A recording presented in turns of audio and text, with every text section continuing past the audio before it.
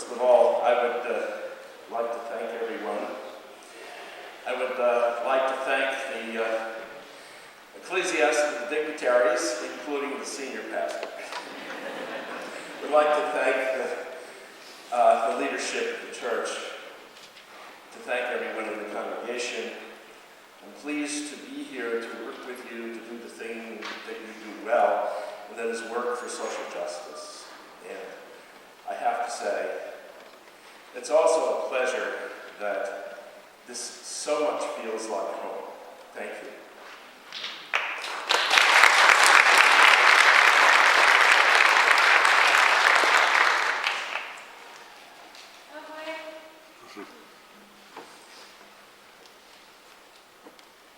I frequently visit coffee shops. And these days, when you walk into a coffee shop, there's this whole array of options that you have, right? There are a whole variety of flavors, and then there are coffees from all over the world, from some exotic places. And then there are different roasts. You know, there's dark roast, French roast, espresso, and all kinds of combinations.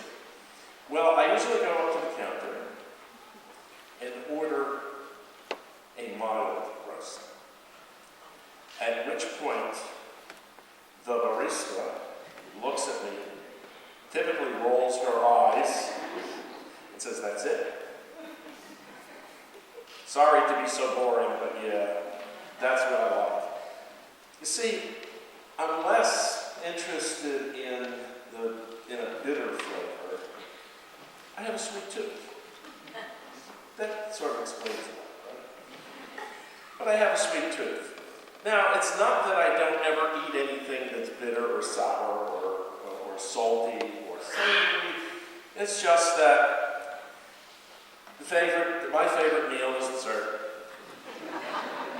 And I don't think that the people who eat broccoli and spinach are bad. They're just healthy. Now, we all have this matrix of tastes, right? And we all kind of have a tendency to one end of the spectrum or the other. Now, I've been going to the State House and advocating for marriage equality for, I think, about 10 years, although it seems long. And one of the things that I've learned is that in a similar way, morality has a matrix. What I mean is that I have been advocating, appealing to people's sense of fairness and compassion. My basic argument is, look, there's a community of people who are being treated unfairly. And they're harmed because of this. And on a good day, some legislators look at me, roll their eyes, and say, well, you know, I guess we just disagree. So my first thought is, they're heartless. How could they be so unfeeling and cold? Then I've learned, you know what, that's not really the case, and that's unfair. I end up talking to people who have a different matrix of moral values. While I value fairness and compassion, they value authority, loyalty, the sacred. I have since learned that they have a different and complicated sense of compassion. For example, compassion is always tempered with allegiance to authority. If you follow the rules and get hurt, folks on the right, their hearts will bleed. They'll do anything for you. They feel your pain. However, if you break the rules and you get hurt, oh well. That's the consequence of your behavior. And so punishment is a part of that worldview. You have to suffer these necessary consequences.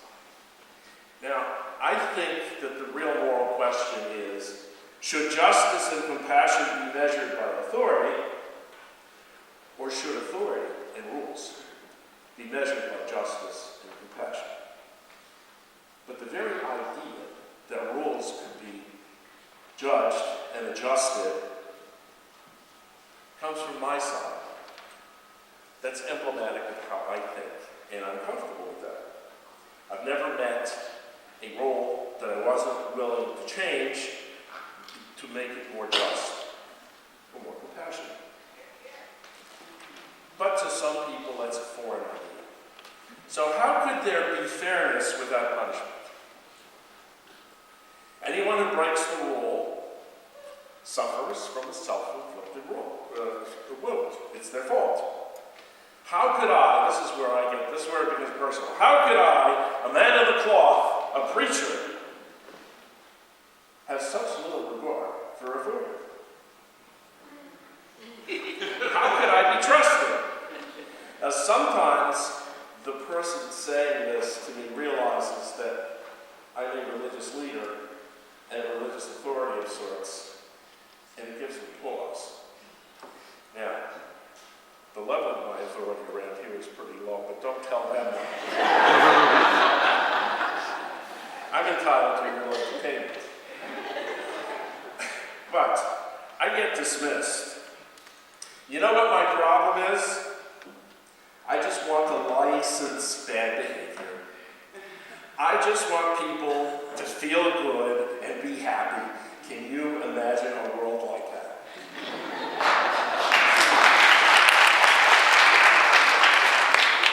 I'm preaching to the choir.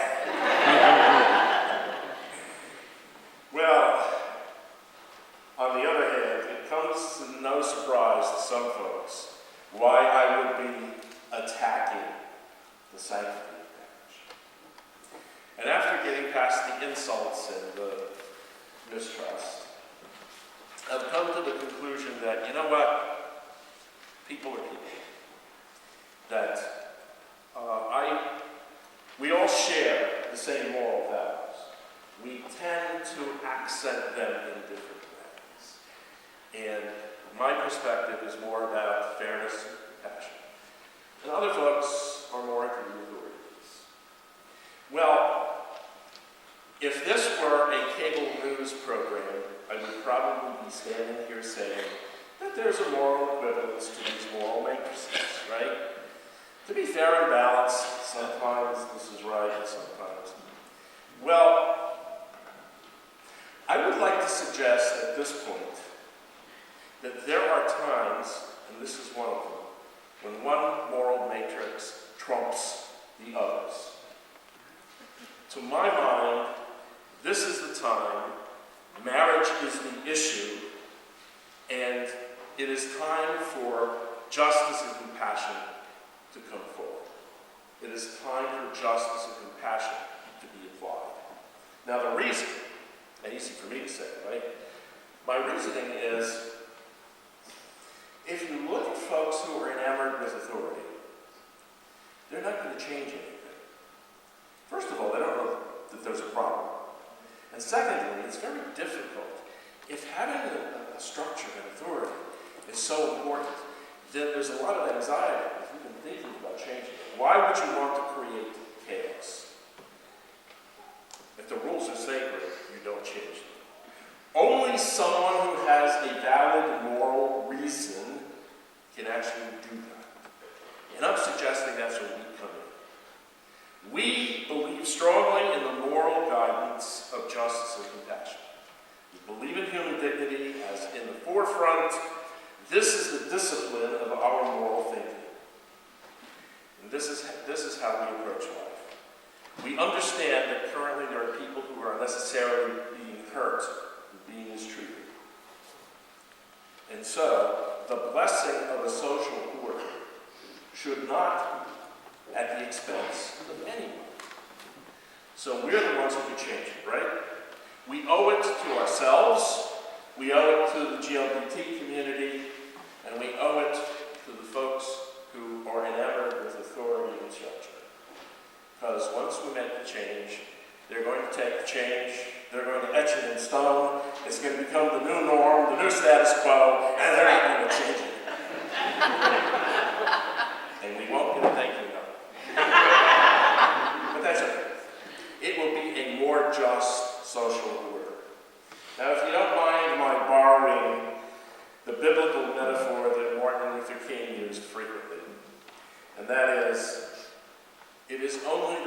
waters of justice that can wash away inequity.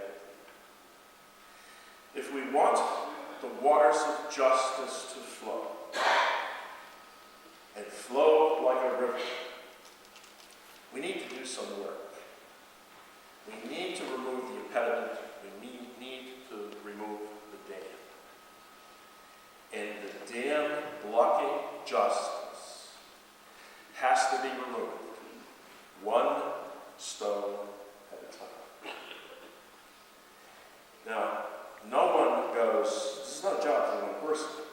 No one goes over and removes the whole thing. It's a job for a lot of people. One stone at a time, until the dam weakens, it starts to leak. And then we go back and we move more stones. So that our dam needs to be removed by us, one stone at a time, one letter at a time, one phone call at a time, one meeting at a time, one senator at a time. And then it will be released. Now, some of us who've been working on this for a number of years, there were times when we felt like Sisyphus, right? Where is this going? Well, we are Sisyphus no longer. This is an achievable goal. This is something we can make happen. There are more stones that need to be removed. Let us roll up our sleeves and remove all the impediments to fairness. Remove all the impediments to equality. Let us unleash the flood of biblical proportions and let justice saturate Rhode Island. Are you with me? Yes.